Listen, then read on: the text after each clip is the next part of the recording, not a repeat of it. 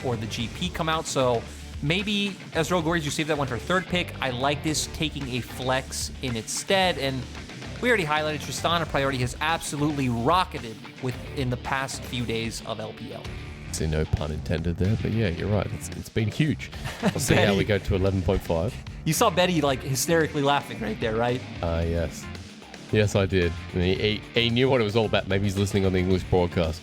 Hey, for Suning, we expected a pretty standard draft coming into game 1. Game 2, it looks like we have the same. And something that has been last pick or going to like the second ban phase is this REll. Suning putting more priority on it, and they take the Gnar themselves.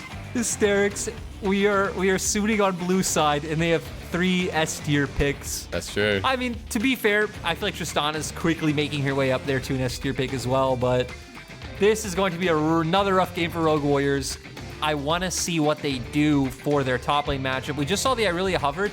That is a traditionally great matchup into the Gnar, but Ziv is not really an Irelia player. He is going to lock in the Jayce, but it's going to be a tough task asking him to go up and dominate bin. You know, the funny thing is, it's actually a pick of Forge that he's shown in the past that he's pretty comfortable with. I also like that, you know, Jayce is to be played between these two. Forge played a lot of it on IG, so I'm hoping this spices up a little bit more. We still don't have a jungler for Haro, leaving it towards the last pick. And SofM, still without a jungler himself, right? So let's see if more get banned away, if things like the Elise from Suning are the next target. You know, something that is another good quality about Rogue Warriors being on red side is the fact that if they can get 2 favorable soul lane matchups, which they should now, right? Because you at the very least know Jayce will win against Gnar. You can then counterpick whatever Suning take for mid lane. You can pick one of these riskier junglers that if they get invaded will lose out, again, the Talias, the Karthuses, and be fine because you will have lane prio and it will be much riskier for SofM to look for those plays. Give you avenues to play through as well, multiple options for Rogue Warriors, and yeah, put SofM on the back foot I think is the biggest part. I like the Skarner ban, something we saw out of them in the 2020 summer playoffs, and increasingly so out of LGD's Peanut at the time as well. Suning have gone for the Lucian once again, expecting maybe that could be played in the solo lane, and Haro's going on to something a little bit more standard. Hecarim comes through yet again. Another champion that has riven up in prominence over the past week in LPL. Again, a bit slower early on, but we've seen how much it does in these team fights. And the Karthus train that Kaixuan brought to the LPL just keeps on rolling. It is picked up by SofM, a jungler that very clearly fits his style increasingly well. But this could be the rough game for them. This is Suning kind of testing their limits a little bit, in my opinion, where you already have this losing topside matchup. We now have a Nocturne in the mid lane. I guess it very well could also be the reverse, but I wouldn't expect it to be so. We've seen, I think it was this duo we saw out of Kaixuan and Doomby, where Doomby was on the Nocturne. It was a Karthus from Kaixuan at the same time. That was in the RA series. It did struggle a little bit early on, but that was the one game they picked up in that series. And we were highlighting how, you know, red side, Forge has more opportunity to show his personality. He tricked us, he teased it a little bit, but we are going to get the Galio in the end. Rogue Warriors composition a lot more standard this time around. Still, Forge will be able to enable Haro. You have lane prio in the top side to play around. Your bottom lane matchup is completely fine as well. This game will be harder and more telling for Suning that if they can win with this kind of draft where it is a bit slower early on, we know it comes online at level 6, you're going to start looking to play around sides and look for picks, but still it will require more execution, and I don't think it should be the same kind of stomp we had in game 1. No, but it could also very well be, you know, a bit of a nuke coming in from Angel if he gets ahead, right? We won't know what Nocturne does, plays more of a facilitating role, and I think also we've seen it paired up with things like the Galio, where we had that paranoid entrance. This time around, it's just the Nocturne going in by himself. Gnar probably there as well. It's a fun comp from Suning. You have to say that, you know, they've kind of flipped the script and we don't get the standard from Suning like we did in game 1. Yeah, and again, honestly, on paper, I do think Rogue Warriors have a better draft. I think Galio should be able to match fighting for prio in mid up against the Nocturne. I don't think Nocturne really has any kill pressure against Galio. Sure, it is nice because you're an AD champion up against a champion that obviously has the MR spell shield coming in, but still. And then when you look at junglers, Karthus is very susceptible to just being bursted by champions like Hecarim, and then if a Jayce throws out an accelerated shock blast, if a Galio follows up, but we know Suning is the team with better execution. So far, what we've seen in game one, the near perfect game. Is it telling anything coming into the second one? Suiting with a different draft. Rogue Warriors going back to a bit more standard. I guess a bit more basic as the comparison in game number one. We have ourselves a Nocturne mid. Yet again, ladies and gentlemen, this is like the third or fourth time we've seen it. Doomby's played it mostly. Now Angel's going to show if he's up to par. SofM on his Karthus. And, you know, SofM is that innovator of creative items, Lyric. We don't know what he's going to build. We expect standard AP items, but give it a bit of a twist as we run into game two.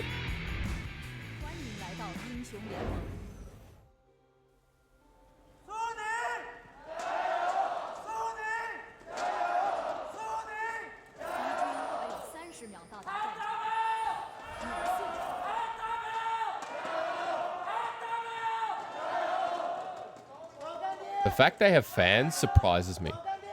RW has a big fan base. Now, of course they're going to have fans. Excuse me, don't get the wrong idea. But the fan base is actually quite strong from RW as they've become one of the most entertaining teams to watch. I think this split was a little bit disheartening because Rogue Warriors were outbalanced by the majority of the league. But in history in the league, we remember they came into the LPL 2018 with the Doomby SMLZ squad.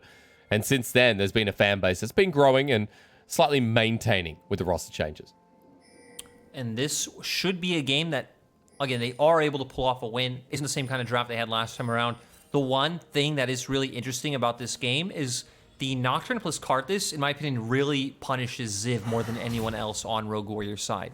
Very squishy. You have triple, like a 3-man attack coming into the top side, to where for Rogue Warriors, the only one who can realistically defend consistently will be Forge, following up with that ultimate. Sure, Haro has to go, so maybe no matter where he is on the map, he can try and follow fast enough, but still, Suning have enough burst up against that Jayce. Civ will never really be able to play safely in a side lane once we hit that level 6 mark. I'll be excited to watch Angel fly on in though, like, because a lot of backline access, a lot of gap close coming through from Suning's comp as well, and we saw a game one that was jungle diff. We saw a very hard jungle diff. This time around, you know, Haro is going to be interacting with Rogue Warriors a bit more. Feels like SofM going to be limited, as we know Karthus, the farm up jungler who's just going to be piloting himself around till he gets the Requiem, builds up a couple of items, and of course, dragging the wall of pain through to try and find a pick. I like that we see Suning getting down this level of vision. We saw nice trading at level 1 coming out from Angel to be able to guarantee that lane prio against Forge. Gets the ward. They now know where Haro's going. Again, I think they could have realistically expected this clear towards the top side anyway with the I'd say, fragileness of the top lane matchup. And again, how Jayce is a champion who still does need a bit of defensive vision. You don't want to really be set behind early. Bin, though, is looking to be the aggressor. Remember, this matchup we've pretty much only seen in the LPL look consistently Jayce favored. I mean, I should say that what we've seen in the LPL has been the Jayce favored matchup, but a couple of times where the Gnar's actually done okay. Xiaohu in his previous series actually looking really, really nice when RNG went up against E-Star. Xiaohu won the Gnar versus Jayce matchup and took over the game, so Bin versus Ziv's going to be a big trial for Ziv to make sure he can maintain a lead. For now, CS is even, while SofM is doing up the scuttle. No CC to stop this, and Haro's coming in. So, I don't know. Here comes Shield of Duran. It's 2 versus 2, but they're all inside the loop-de-loop of SofM. He flashes over the wall. First blood for Angel at the ready. He flashes from the shock blast. SofM will go down as Ziv finally joins the fray. Haro is an inch away from his life, and it is a 2-for-1 special. Rogue Warriors get a double onto Haro. Those were some nice flashes coming out from Suning, but it's still what we expected with this draft, right? That these early skirmishes should be much easier for the side of Rogue Warriors. This is one of the big problems with Karthus. He got bursted out so quickly, forced to flash. Angel surprisingly doing a lot of damage, being able to take down Forge. But Ziv also had prio in the top side from his matchup, is able to follow up. And it's nice to see that we do have a bit more fight, as we did see in the replay. Only Ignite being expended from Kaixuan. Yeah, On almost died. He actually got heavily traded as we're watching live then again. So Betty and Kaixuan, yet again in this lane, actually doing quite well. They're going to get the shove out, and you can see Forge is moving down, Lyric, and I feel like this could be dangerous for Suning. This is a very high risk, high reward play, though, because look how much you're giving up in the mid lane over to Angel. You're losing CS, you're going to lose EXP. You don't have TP or anything like that. You're not gaining levels. You're not getting closer to that level 6 point. You're sharing EXP and making Betty and Kaixuan actually lose out a bit. At least Haro is there to pick it up as a caveat, but still was a bit of wasted time for Rogue Warriors. Means Forge going to be further away from 6. Angel close to 6 himself, about half the EXP bar remaining, and now sitting in the brush waiting in case Haro steps forward. You notice SofM was also on this side of the map, and SofM close to Requiem too. That's something else we have to worry about, is the global pressure that comes out, technically from both these teams, right, with the hero's entrance, but SofM's ulti, the paranoia from Angel, and it's going to be a lot of bursts that'll fly through.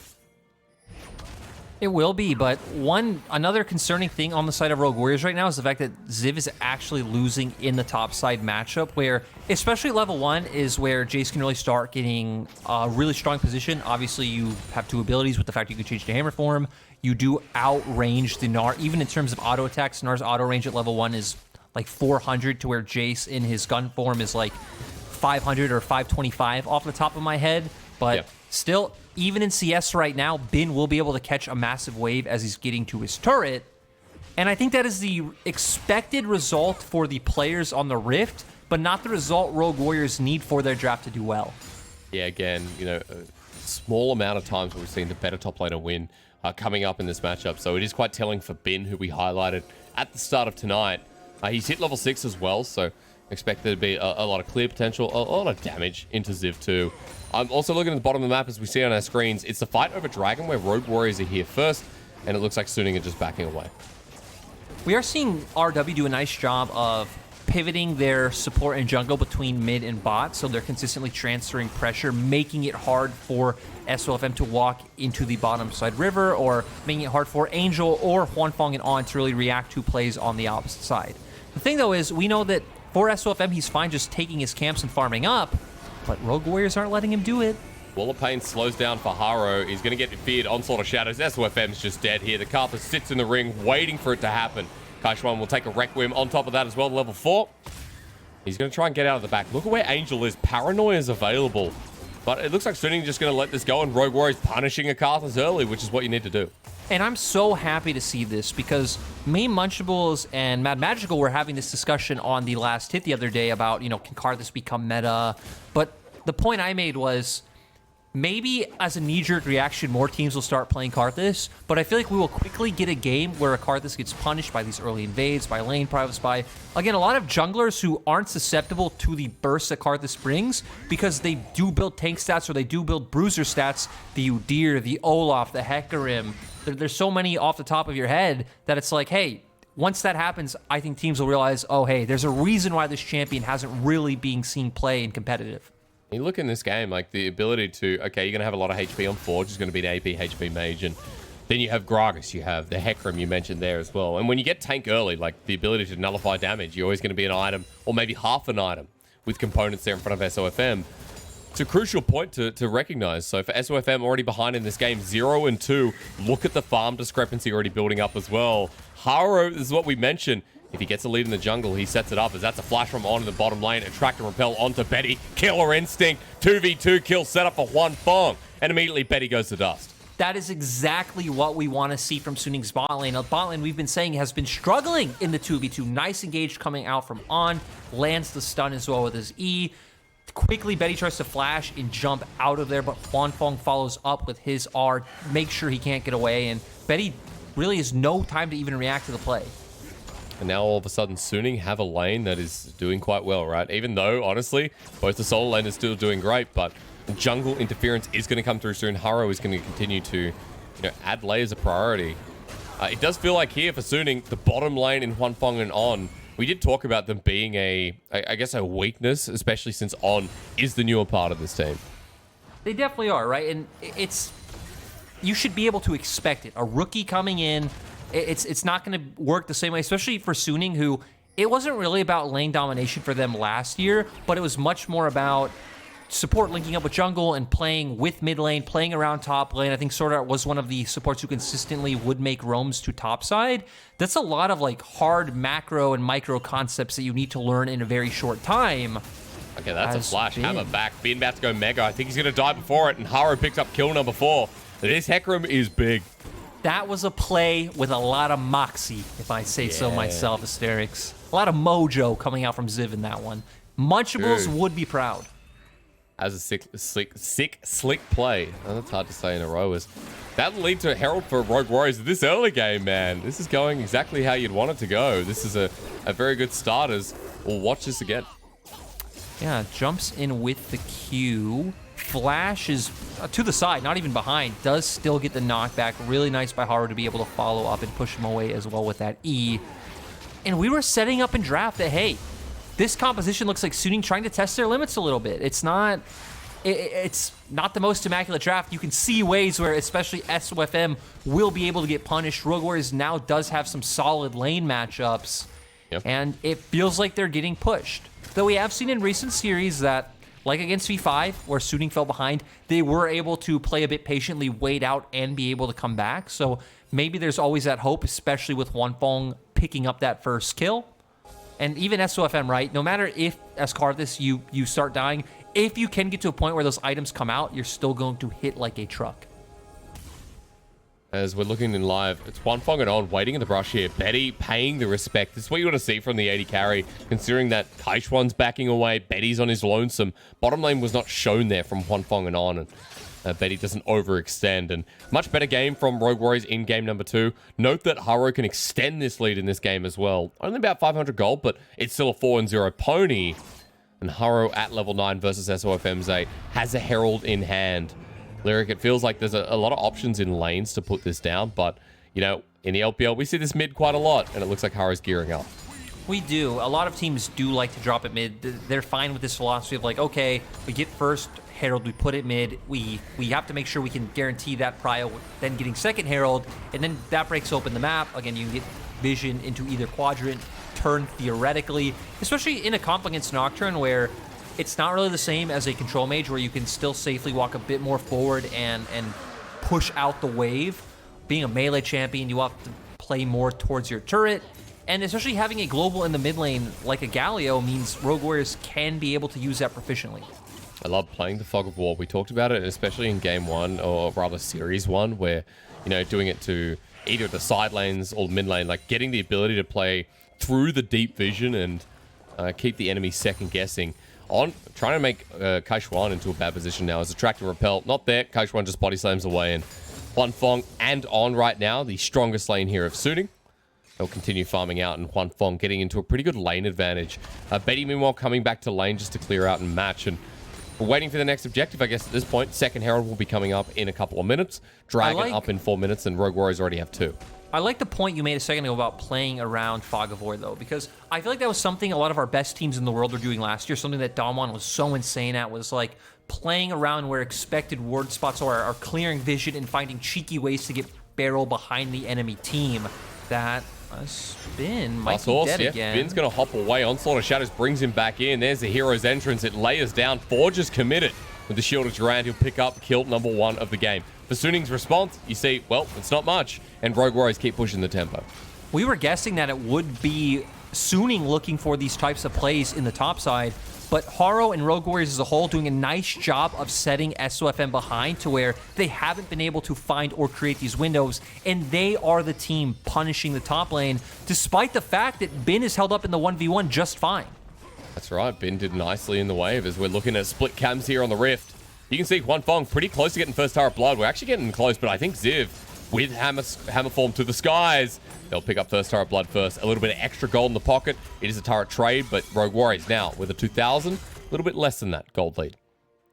Now they're going to be coming off resets. Still no Dragon for another 3 minutes, but the nice thing about Rogue Warriors composition, even Suning's when you have these global pick comps, or even just pick comps in general, they aren't really gated by neutral objectives like a lot of 5v5 teamfight comps are, because in a teamfight comp, or you want a front to back, you need to force the enemy to come out to be able to get that fight. To where with this, you have globals, you have quick ways of traversing the map, even with Hecarim's E and his Ghost.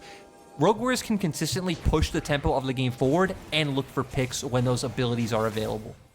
And remember, they're forcing to the soul point as well, so a couple of Dragons time. If Suning let go the next one as well, we're going to see Rogue Warriors be in a very good position around the soul point early on into the game. Going to be a mountain too, something that would give Suning a bit of an avenue for the REll, for the Gnar too.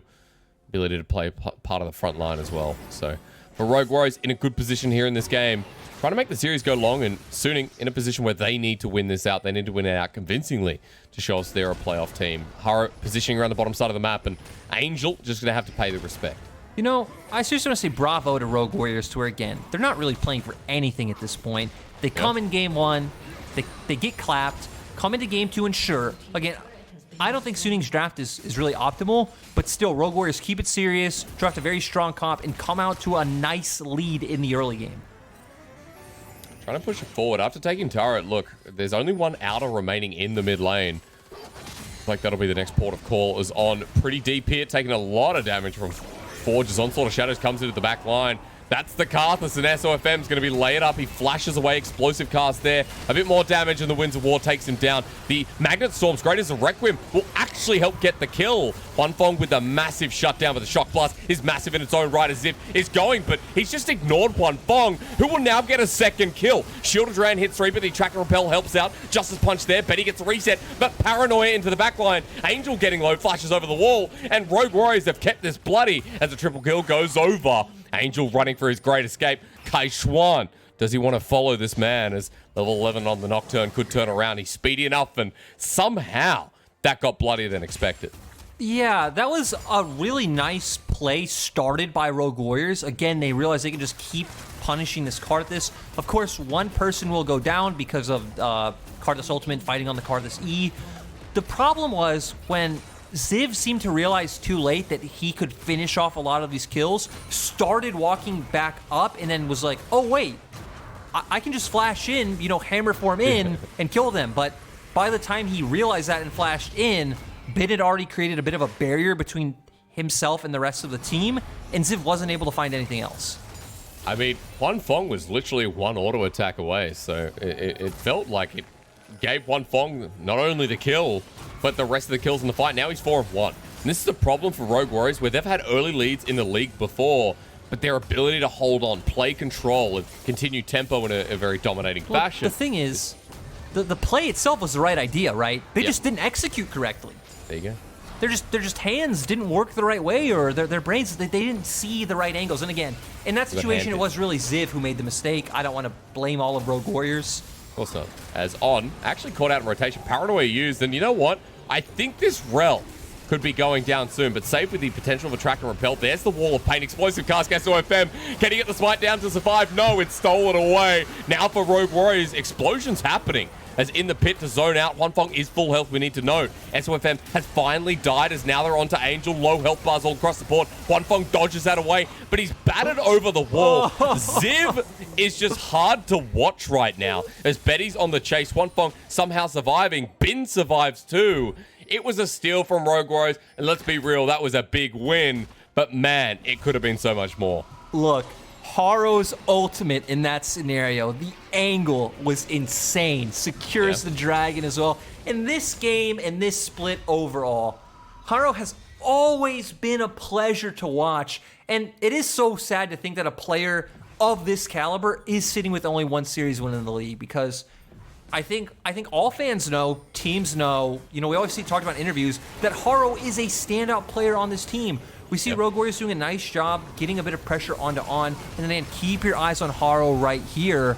Goes in, beautiful ultimate, is able to smite away the dragon as well.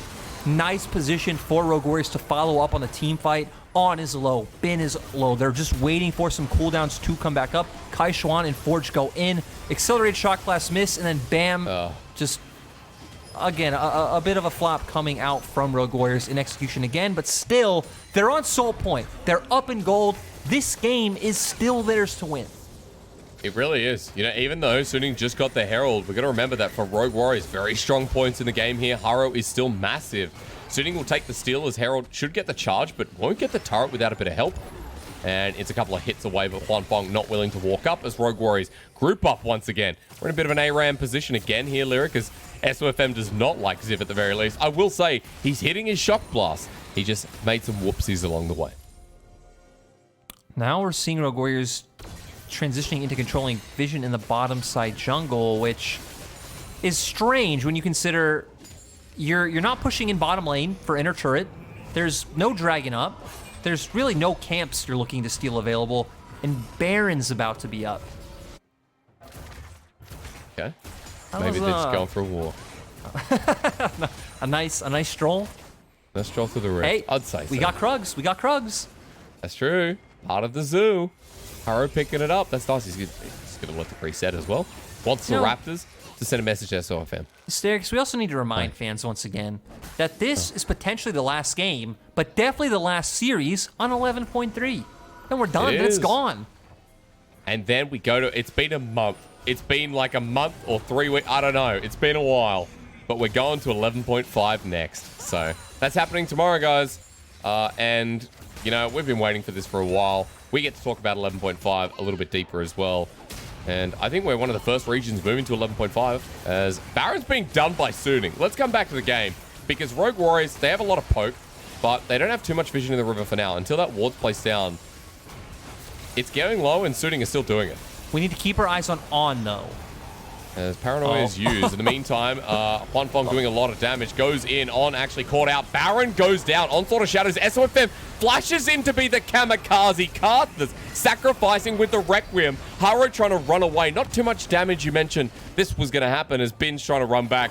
But look at this. Baron bucks to try and escape. Bin the only one remaining. He has to make an escape himself. Yeah, I wonder if he can do it. Forge wrapping around. I think Binch is pretty dead here. Oh, he's dead. Shielded Durand. Here comes Betty. And that's 2 for Baron. As I just love the innovation from SofM to suicide.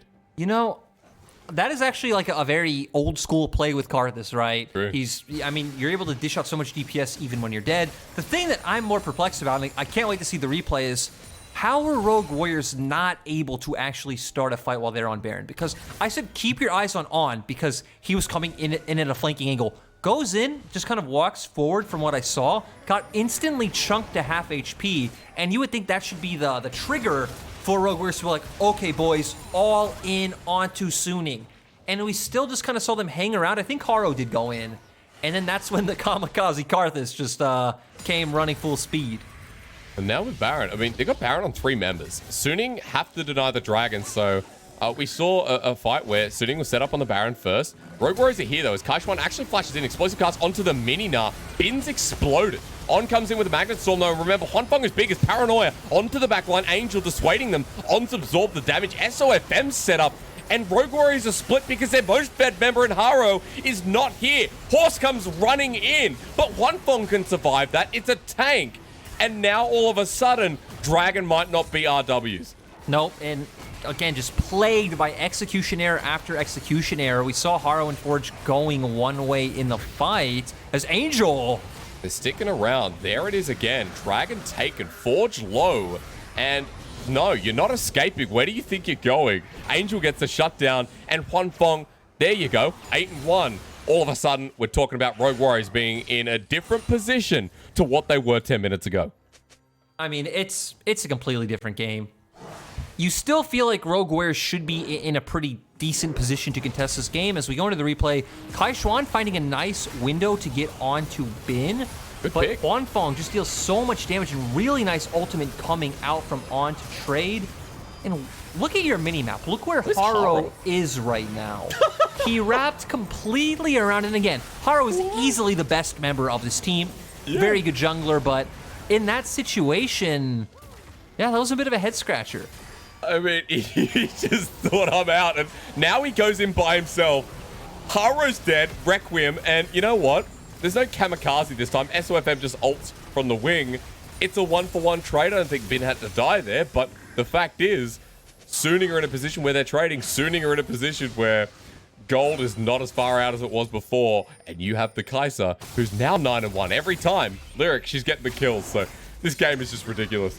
It's going to be an interesting dynamic because we have a Hecarim and Tristana on one side, big emphasis on that Tristana, but we have a Karthus and Kaisa on the opposite. We also have a REll, which I feel like way more potent than the Gragas in every way. Peel, engage, defensive stats. Gnar as well will be doing more in the later stages of the game. I think a lot's going to come down to how well Ziv can hit Huanfeng with these accelerated shot blasts, because even killing SofM doesn't mean that much from what we've seen. You need to be able to take down Huanfeng. But Huanfeng's been playing a really exceptional game. Yeah, he's been utilizing Angel, like distraction techniques on as well on the REll. We've mentioned why this REll is a big pick, especially in the 2v2 duo, where Kaisa can reposition this great CC control, and Huanfeng dodging out, as you mentioned already there, playing aggressively.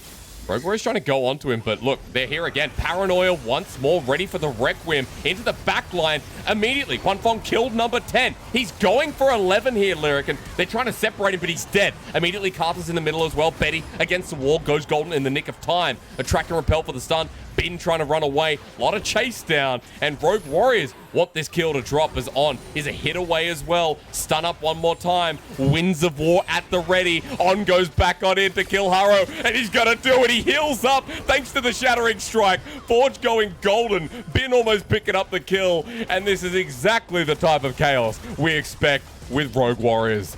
Hey, Rogue Warriors, they completed the one mission they have. You kill Huanfeng, you can take any of these fights.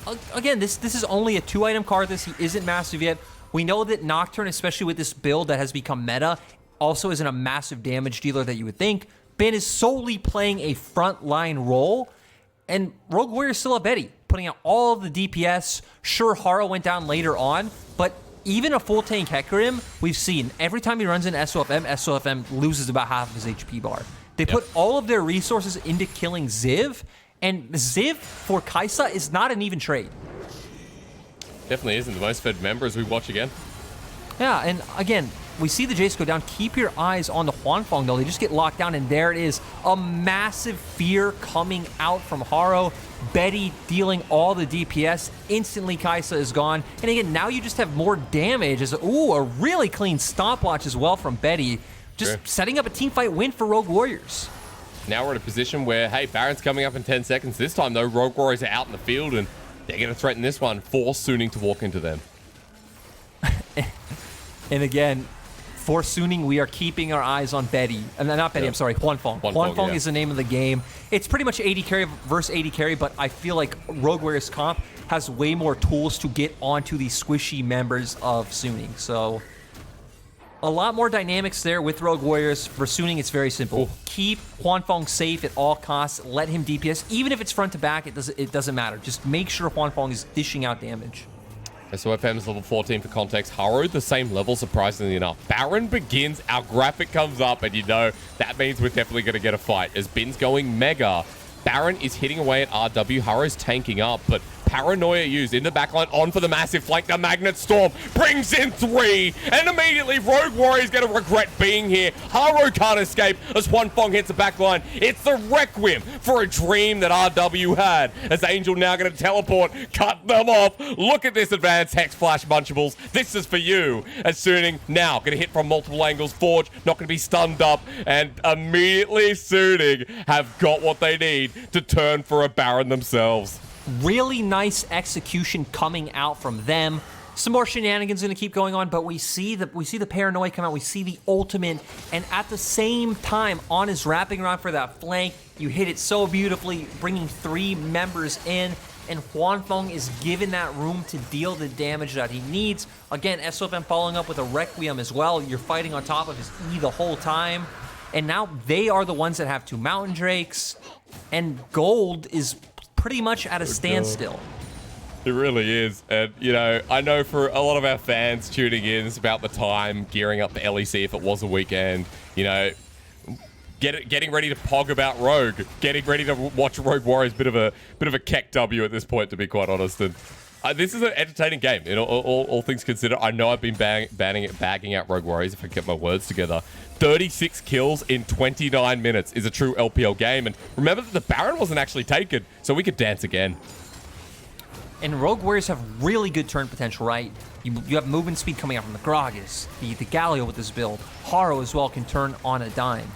So they're trying to bait this one out once again. Huanfeng has flash, though. I think that is definitely massive for this fight. And On shouldn't be able to get a flank right now. Here we go. Paranoia once again. They know where On is. They're running away from the Baron. But Suning just walk on in for the steal. Can you get it? No! You just gave Suning the Baron. But will they survive the fight as Huanfeng goes in the backline? That's a great attract and repel. On playing out of his mind on this REll. But Rogue Warriors, they've lost everyone again. Suning are following this up with Angel giving movement speed. Kaixuan running away. He's slowed down, and you're left with only Haro. Lyric, how does it happen again?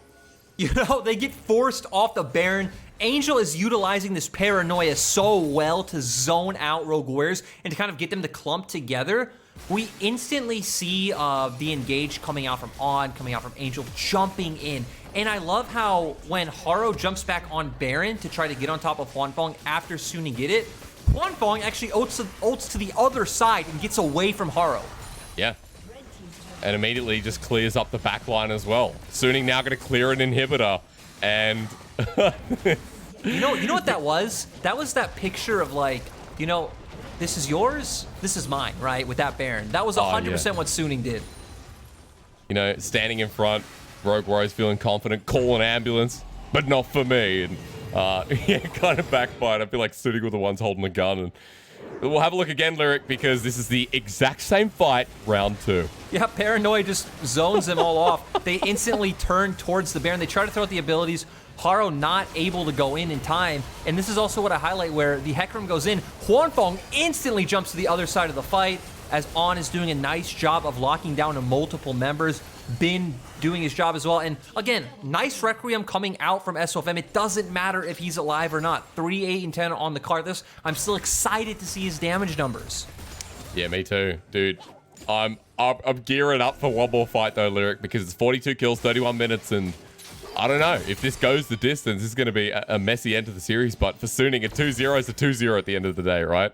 Also, and they've got 2 Mountain Dragons. For their bot lane, and sure, right, it is against Rogue Warriors. There aren't too many takeaways from this series. It is still nice to see Huanfeng, who I think has been performing pretty well all season. He hasn't had the same early impact, but Suning as a whole haven't. Still been a phenomenal team fighter. Kill. Yeah, exactly. This game definitely showing up, but him and On overall, phenomenal game, phenomenal team fighting, good mechanical play, and nice reads of situations coming out for where they need to be positioned in these fights. Just gigantic. I mean, dude, 13 kills. I think the record for this split, or at least for an LPL game, is 16. So Huanfeng might be 3 kills away from breaking a record at this point with how fed he is. It's a 5v5 in the bottom lane with Baron pushing in. Look at the range of this minion battling away against the turret.